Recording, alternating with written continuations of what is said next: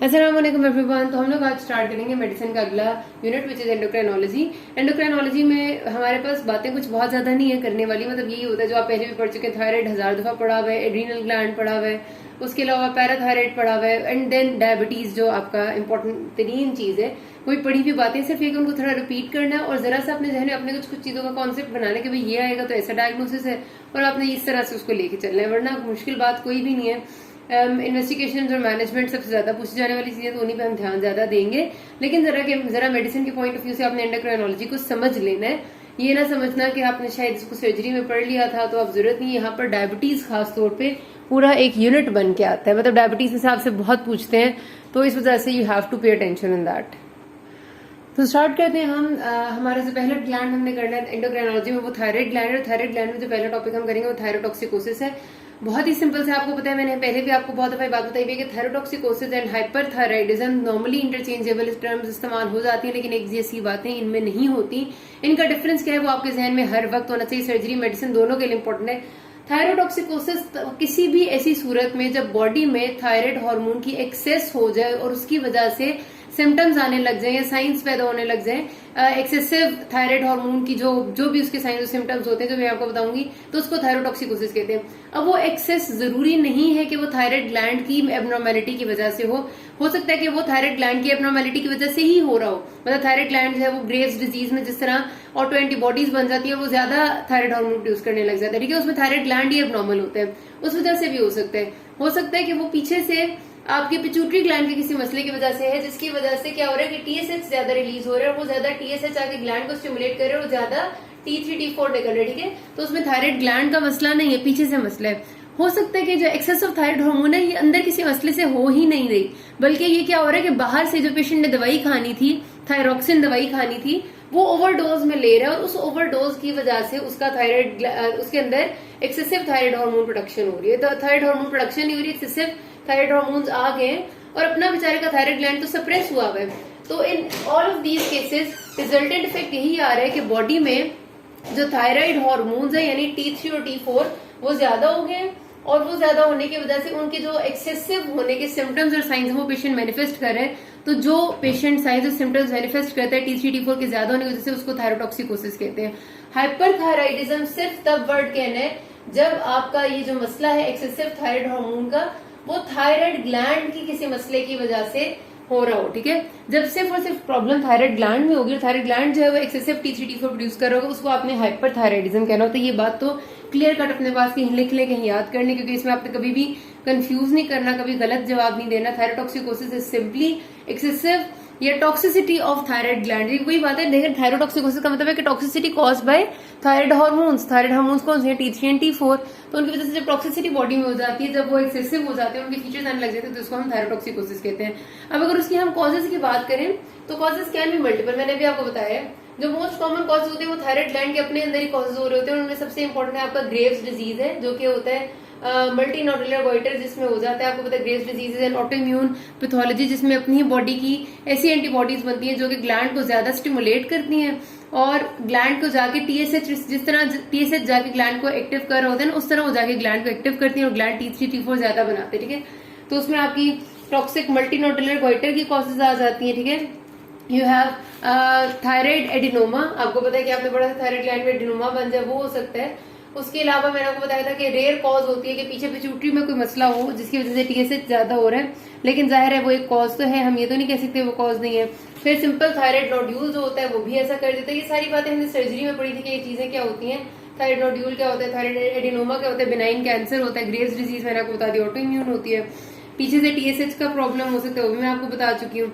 अच्छा, उसके अलावा अगर और कॉज की बात करें तो एक जो बाहर से हम एक्सेसिव थायराइड हार्मोन लेते हैं ना, उसको फैक्टिशियस थायरोटॉक्सिकोसिस कहते हैं। फैक्टिशियस का मतलब होता है जो आप बाहर से ड्रग इनटेक एक्सेसिव ले रहे हैं, उसकी वजह से जो थायराइड हार्मोन की और आपकी बॉडी में एक्सेसिव अमाउंट होगी, उसको आप फैक्टिशियस कहते हैं। एंड देन उसके अलावा कभी कभार ऐसा होता है कि बॉडी में कहीं और पर कैंसर होता है, और वो कैंसर आपको पता है, हमने पढ़ा है ना कि पैरानियोप्लास्टिक किस्म की चीजें मैनिफेस्ट करती हैं, वो किसी और जगह पर ऐसा कोई अपना मेटास्टेसिस फेंक देते हैं जो कि excessive production of some hormone करा रहा होता है। तो ये भी एक चीज हो जाती है, जिसको जिस तरह स्ट्रोमा ओवराई है, ठीक है, ये स्ट्रोमा ओवराई होता है, बेसिकली ओवेरियन कैंसर है, लेकिन ये थायराइड हार्मोन की प्रोडक्शन करा रहा होता है, ठीक है। ये इसमें बड़ा ही टेराटोजेनिक किस्म का एक कैंसर होता है। तो इस तरह की भी चीजें होती है, लेकिन बॉडी में कहीं पर भी जब थायराइड हार्मोन एक्सेस बन रहे किसी वजह से भी वो इसमें आ जाएगा, ठीक है। समटाइम्स कुछ ऐसी ड्रग्स हैं हमारे पास जो ले लेता है पेशेंट, तो उसके अंदर आयोडीन की एक्सेस अमाउंट एब्जॉर्ब हो रही होती है और उसकी वजह से थायरोटॉक्सिकोसिस हो जाती है, जिसमें आपकी अमाइडोरॉन आ जाती है, वो एक ड्रग इंड्यूस्ड हाइपरथायराइडिज्म हो जाता है, ठीक है। सॉरी, थायरोटॉक्सिकोसिस हो जाता है। तो ये सारी की सारी कॉजेज इसमें आ जाती हैं। अब पेशेंट के क्लिनिकल फीचर्स क्या होंगे, वो बहुत सिंपल से हैं। आपको पता है कि थायराइड हार्मोन हमारे बॉडी के मेटाबॉलिज्म को कंट्रोल कर रहे हैं।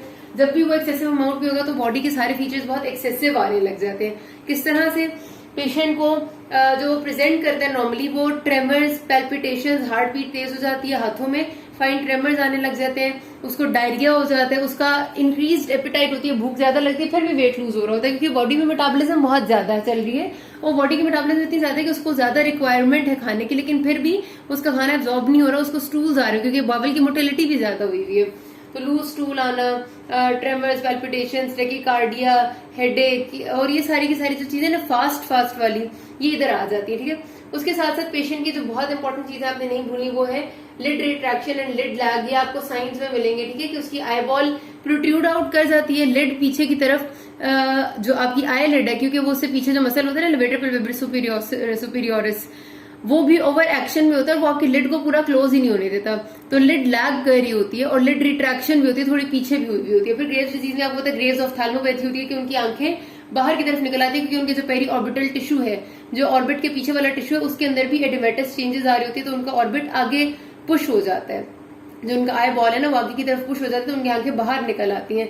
उसके लिए डिफरेंट टेस्ट हैं जो हम करते हैं। यहाँ पर आपसे कोई पूछता नहीं है मेडिसिन में, लेकिन अपनी नॉलेज के लिए ज़ाहिरा को पता होना चाहिए कि वो हमने जो पढ़ा था कि स्टेलबैग साइन, एटलीस्ट आपको उनमें से 2-4 पता हो। आपकी सर्जरी की एग्जामिनेशन में भी वो सारे आते हैं, ठीक है। सर्जरी में मैंने आपको सब बताए थे, लिड रिट्रैक्शन कैसे इलिसिट करते हैं, लिड लैग कैसे करते हैं, और उसके अलावा जो आपका वॉन ग्रेफी साइन है, एक्सेसिव ब्लिंकिंग है इन लोगों में, ठीक है, क्योंकि थायराइड ऑफ्थैल्मोपैथी इज वेरी इंपॉर्टेंट। फिर थायराइड ग्लैंड आपकी जो स्किन पे मैनिफेस्टेशन करता है वो करता है प्री टिबियल मिक्सिडेमा।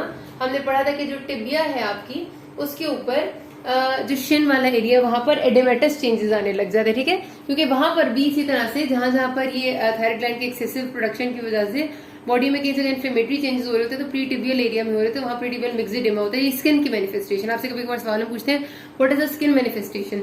अच्छा, उसके बाद क्योंकि जब हार्ट रेट तेज हो रहा होता है तो आपको पता है बहुत तेज heart beat can lead to atrial fibrillation. Atria अपनी एक्टोपिक बीट्स बनाने लग जाते हैं और इतनी तेज से बनाता है कि वो फिब्रिलेशन में चला जाता है हार्ट, और उसकी बिल्कुल ही ऐसे एब्नॉर्मल कर्व, बिल्कुल आपकी वो जो बनती है ना इसी जो वो इस तरह से आ जाती है, ठीक है। तो वो एट्रियल फिब्रिलेशन में क्या होगा कि पल्स आपकी बिल्कुल इरेगुलर हो जाएगी, उसकी कोई रेगुलरिटी नहीं रहेगी, पेशेंट को बहुत ज्यादा पैल्पिटेशंस फील हो रही होंगी, ठीक है। ये निशानी होती है कि पेशेंट एट्रियल फिब्रिलेशन में जा रहा है। तो ये भी उसकी एक मैनिफेस्टेशन है जो कि आपके लॉन्ग टर्म या एक्यूट फ्लेयर ऑफ थायरोटॉक्सिकोसिस में हो सकती है। पेशेंट में से किसी भी तरीके से प्रेजेंट कर सकते हैं। आपको जो सिनेरियो आता है वो यही आता है कि सिनेरियो में वो आपसे कहते हैं कि patient presented to you, normally वो आपको एट्रियल फिब्रिलेशन विद थायरोटॉक्सिकोसिस का सिनेरियो देते हैं। वो कहते हैं कि patient presented to you with sudden या फिर palpitations for the last 5 to 6 days along with tremors and वो excessive sweating कह देंगे, डायरिया कह देंगे, कुछ भी कंप्लेन है, और on examination his pulse is irregular 140 beats या more than that per minute है, और उसके अलावा आपको बताएंगे कि उसका बीपी भी ज्यादा हुआ है, और उसके साथ आपको बताएंगे कि देयर वाज लिड रिट्रैक्शन या लिड लैग या कोई ऐसी फीचर आपको बता देंगे, ठीक है। तो ये क्या किस चीज की तरफ जा रहा है कि अगर उन्होंने बता दिया आपको कि पेशेंट को पहले से फीचर्स जो आ रहे हैं वो है ट्रेमर्स, पैल्पिटेशंस, टेकिकार्डिया, और अब उसका हार्ट बीट इरेगुलर, तो डेफिनेट सी बात है कि patient is in atrial fibrillation due to thyrotoxicosis. कई बार वो बहुत आई लिड के फीचर्स नहीं बताते, वो सिंपली आपको बताते हैं कि ट्रेमर्स, पैल्पिटेशंस वगैरह के साथ पेशेंट प्रेजेंट किए। इवन कभी कभार आपको बताते हैं कि पेशेंट प्रेजेंट इस बात के साथ किया कि उसको हार्ट का कोई मसला है, बहुत सिवियर पैल्पिटेशंस हो रही हैं, आपने पल्स चेक किया वो इरेगुलर है और बहुत तेज हार्ट बीट है और बीपी भी ज्यादा है, ठीक है। उसके बाद वो कहते हैं कि पेशेंट को उसके साथ ट्रेमर्स भी हैं, फाइन ट्रेमर्स हाथों में है, और उसके अलावा पेशेंट की आंखें भी बाहर आई हुई हैं। तो अब देखिए उन्होंने पेशेंट की प्रेजेंटिंग कंप्लेन आपके सामने हार्ट का मसला रखा है, तो आपका जहन पहले हार्ट की तरफ जाएगा, लेकिन जब उन्हें कहते हैं कि उसकी आंखें भी बाहर है, उसको फाइन ट्रेमर्स है, तो एकदम आपने स्विच कर जाना कि डेफिनेटली थायरोटॉक्सिकोसिस की बात कर रहे हैं। तो इनमें से किसी भी तरीके से आता है, आपने बस डायग्नोज करना है। उसके बाद वो मैक्सिमम आपसे पूछ लेते हैं इन्वेस्टिगेशन या मैनेजमेंट, या फिर वो आपसे पूछ लेंगे कि बताएं कि एट्रियल फिब्रिलेशन की खास तौर पे आपने क्या करना है, या फिर वो पूछ लेंगे कि इसकी आई की मैनिफेस्टेशन बताएं या स्किन की मैनिफेस्टेशन बताएं, दैट्स इट, ठीक है। तो इन्वेस्टिगेशन की पहले हम बात कर लेते हैं। तो वो क्या होता है, आपका सबसे पहली कार्डिनल मैनिफेस्टेशन है सीरम T3 T4 TSH। अब आपने कभी भी हाली जवाब देते हुए ऐसे लिख नहीं देना होता कि ये आपने कराना है, आपने उसको जस्टिफाई करना है कि इसमें आप देख क्या रहे हैं। इसमें आपका नॉर्मली थायरोटॉक्सिकोसिस अगर थायराइड ग्लैंड की वजह से हो रहा है तो T3 T4 के लेवल ज्यादा हो जाएंगे और TSH कम हो जाएगा। तो नॉर्मली यही होता है, अगर आप बाहर से कोई एक ड्रग ज्यादा ले रहे हैं, जाहिर है उस थायरोक्सिन में, या कुछ लोग होते हैं जो कि T4 की फॉर्म में ले रहे होते हैं, कुछ T3 की फॉर्म में ले रहे होते हैं, तो जो ड्रग आप ले रहे होते हैं उसका लेवल बहुत ज्यादा होता है, दूसरा सप्रेस होता है, उसमें क्या होगा, TSH भी कम होगा, T3 भी कम होगा, इंक्रीज T4 होगा। तो ये बात जहन में जाती है कि आपकी T4 थायरोटॉक्सिकोसिस हुआ है। कई बार ऐसा हो रहा होता है कि ग्लैंड आपका ना सिर्फ T3 ज्यादा बना रहा होता है और T4 नहीं बना रहा होता, उसको कहते हैं प्राइमरीली T3 थायरोटॉक्सिकोसिस, और ये दोनों के लेवल्स कम आते हैं। ठीक है, तो आपने थोड़ा थोड़ा लिखना है कि क्या चीज इंटरप्रेट हो रही है। अगर आपका कोई थायराइड पीछे से पिट्यूटरी का मसला होगा तो फिर क्या होगा, TSH भी ज्यादा होगा, फिर T3 भी ज्यादा होगा, T4 भी ज्यादा होगा। अगर आपका कहीं से बाहर से कहीं और से ग्लैंड में कोई बॉडी में और चीज है जो कि थायराइड ग्लैंड हार्मोन प्रोड्यूस कर रही है, फिर भी TSH कम होगा। तो नॉर्मल जो प्रोफाइल होती है वो ये होती है, और आपने लिखनी होती है, सबका थोड़ा थोड़ा लिख देंगे तो ज्यादा बेहतर हो जाएगा कि इसमें क्या है, इसमें क्या है, मोटी मोटी क्या चीजें हैं। ग्रेव्स डिजीज, मल्टीनोडुलर गॉइटर है, टॉप थायराइड एडिनोमा है, उन तीनों में ये पिक्चर आती है। फैक्टिशियस थायरोटॉक्सिकोसिस है, उसमें भी ऑलमोस्ट ये पिक्चर आती है। फिर आप T3 को भी रिड्यूस कर दें। ठीक है, और उसके अलावा है जो आपका पीछे से पिट्यूटरी एसोसिएटेड है, तो आप लिखेंगे साथ। ठीक है, देन आप कराते हैं, फिर आप देखना होता है कि कॉज क्या है, पता तो चल गया कि थायरोटॉक्सिकोसिस, उसके लिए आप T रिसेप्टर एंटीबॉडीज कराते हैं। ये इसलिए कराते हैं कि आप ग्रेव्स डिजीज को एक्सक्लूड करें, क्योंकि सबसे कॉमन वही है, रिसेप्टर एंटीबॉडीज उसमें बन जाती है। तो टू एक्सक्लूड ग्रेव्स डिजीज आपने करानी है। अगर ये ज्यादा होंगी तो इसका मतलब है ग्रेव्स है, अगर नहीं है तो मतलब ग्रेव्स नहीं है। फिर आप रेडियोआइसोटोप स्कैन इसलिए कराते हैं ताकि आप पता चले कि आपका जो थायराइड ग्लैंड है वो कितनी आयोडीन ले रहा है। इसके लिए आप iodine and radio iodine form में देते हैं और देखते हैं कि आयोडीन अपटेक ग्लैंड की कितनी है, क्योंकि आयोडीन अपटेक जितनी ज्यादा होगी इसका मतलब ये है कि वो एक्टिवली ग्लैंड जो है वो प्रोड्यूस कर रहा है थायराइड हार्मोन्स, और अगर आयोडीन अपटेक कम होगी इसका मतलब है कि शायद कोई और सोर्स है जो कि ग्लैंड ये प्रोड्यूस कर रहा है। ठीक है, तो ये टेस्ट अब नहीं किया जाता, अभी सिंटीग्राफी उससे ज्यादा अच्छा टेस्ट है, टेक्नीशियन सिंटीग्राफी, इसका भी मकसद यही होता है चेक करना। ECG to check for the changes in heart, atrial fibrillation वगैरह, इसलिए आपने ECG करानी है। और इसकी मैनेजमेंट बहुत आसान है कि हमने अंडरलाइन कॉज को ट्रीट करना है जो हमें मिल जाए। एंटी थायराइड ड्रग्स होती हैं, कार्बिमोजोल एंड प्रोपाइल थायोयूरेसिल, वो दे सकते हैं हम। ठीक है, नाम आपने याद रखने हैं, कार्बिमोजोल एंड प्रोपाइल थायोयूरेसिल ये होती है। रेडियो एक्टिव आयोडीन हम तब देते हैं जब हमने ग्लैंड को एबॉलिश करना है, डिस्ट्रॉय करना है और हमारे पास और कोई ऑप्शन नहीं है। Surgical removal of the gland is also an option, जो अक्सर की जाती है जब आपका ग्लैंड खास तौर पे इनलार्ज हो चुका होता है, तो वो कॉस्मेटिकली भी बुरा लग रहा होता है। जब तक पेशेंट सर्जरी के लिए वेट करे तब तक उसकी सिम्टम्स को कम करने के लिए आप कोई भी नॉन सिलेक्टिव बीटा ब्लॉकर देंगे। बीटा ब्लॉकर के दो काम होते हैं, एक तो हार्ट रेट थोड़ा स्लो डाउन करता है तो हार्ट पे इफेक्ट्स कम आते हैं, एट्रियल फिब्रिलेशन होने का चांस कम होता है। दूसरा ये peripheral conversion of T4 to T3 जो है ना उसको रोकता है, तो उससे क्या होता है कि जो पोटेंसी वो थोड़ी कम हो जाती है, वो होता है T3 ज्यादा पोटेंट है, तो इस वजह से बीटा ब्लॉकर लेकिन लॉन्ग टर्म के लिए नहीं देना होता, शॉर्ट टर्म के लिए देना होता है। विरापेमिल उन लोगों में देना होता है, ये कैल्शियम चैनल ब्लॉकर है जो बीटा ब्लॉकर्स बर्दाश्त नहीं कर सकते, जो किसी रेस्पिरेटरी डिजीज के पेशेंट्स हैं, एस्थमा, COPD, उनमें बीटा ब्लॉकर्स दे नहीं सकते ना हम, क्योंकि उनकी वरना और जो रेस्पिरेटरी डिजीज है वो और खराब हो जाएगी, तो उसमें हम फिर कैल्शियम चैनल ब्लॉकर विरापेमिल वगैरह देते हैं। तो आपने बस ये बातें लिखनी है, आपसे और कुछ भी इनको पूछेगा। स्किन की मैनिफेस्टेशन, प्रीटिबल मिक्सिटी है, आई की मैनिफेस्टेशन मैंने आपको बता दी, लिड रिट्रैक्शन, लिड लैग है, वो जो थोड़े बहुत 2-4 साइंस हैं वो देख लेने आपने, वो आपको जाहिर है मैं एग्जामिनेशन करते हुए भी बताऊंगी।